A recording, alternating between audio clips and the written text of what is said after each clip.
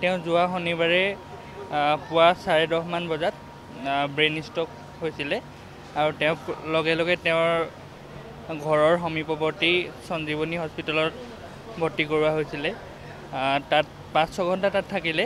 তাৰ পৰৱৰ্তী সময়ত ইয়ালৈ অনা হয় GNRCলৈ আৰু শনিবাৰে গধূলি 6:30 বজাৰ পৰা আজি 10:05 যিটো অফিচিয়েল মানে টাইম দিছে, 10:05 তেওঁ শেষ নিশ্বাস ত্যাগ কৰে।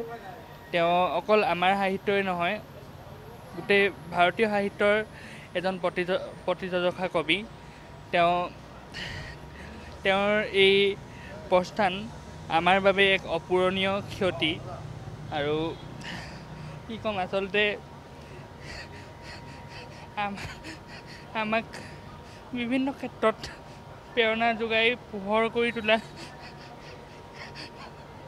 এজন ব্যক্তি। আৰু আচলতে যেতিয়া ইয়ালৈ তেখেতক অনা হৈছিল তেতিয়া কৈছিল তেওঁ স্বাস্থ্যৰ অৱস্থা অতি সংকটজনক আৰু পৰৱৰ্তী সময়ত বিশেষকৈ কালি 4-5 ঘণ্টা মূৰে মূৰে 3টা হাৰ্ট এটেক তেওঁ আহিছিল। পুৱা 6:30 বজাত, দিনৰ 11 বজাত আৰু আবেলি 3 বজাত। আমাক চিকিৎসকে জনাইছিল যে বোধহয় 3টা হাৰ্ট এটেক অহাৰ পিছত তেওঁক আমি চাগৈ ৰাখিব নোৱাৰিম। তথাপি তেওঁ 3 নম্বৰটো হাৰ্ট এটেক বা কাৰ্ডিয়েক এৰেষ্টো ছাৰ্ভাইভ আছিল। আমি সকলোৱে আশা কৰি আছিলোঁ তেওঁ আকৌ সুস্থ হৈ উঠিব, আকৌ কবিতা লিখিব, আমাৰ লগত কথা পাতিব, আমাক প্ৰেৰণা দিব, কিন্তু সেয়া হৈ নুঠিল। আচলতে ডাক্তৰেও কৈছিলে এয়া যদি সম্ভৱ হৈ উঠে আমাৰ ফালৰ পৰা নহয়, এয়া এটা মিৰাকুল হ'ব লাগিব।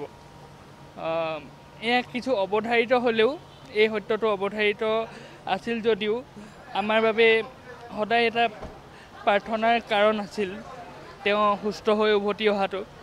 আৰু আমি এই পৰ্যন্ত আশা কৰিছিলোঁ, যিহেতু ডাক্তৰে কৈছিলে যে যদি সুস্থ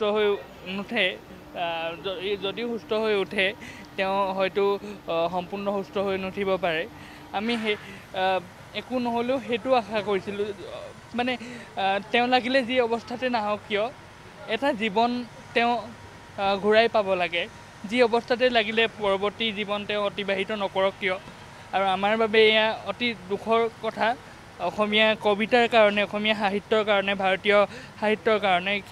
কাৰণ ৰাষ্ট্ৰীয় আন্তঃৰাষ্ট্ৰীয় প্ৰেক্ষাপটত অসমীয়া কবিতাক নতুন ধাৰাৰে, নতুন পোহৰে পোহৰ কৰা এজন কবি। আৰু তেওঁ প্ৰায় 4-5টা দশক ধৰি অসমীয়া কবিতাক, অসমীয়া সাহিত্য, অকল কবিতাই নহয় সাহিত্যৰ বিভিন্ন বিভাগ সমৃদ্ধ কৰি আহিছে আৰু এইটো সঁচাকৈ আমাৰ বাবে এক অপূৰণীয় ক্ষতি।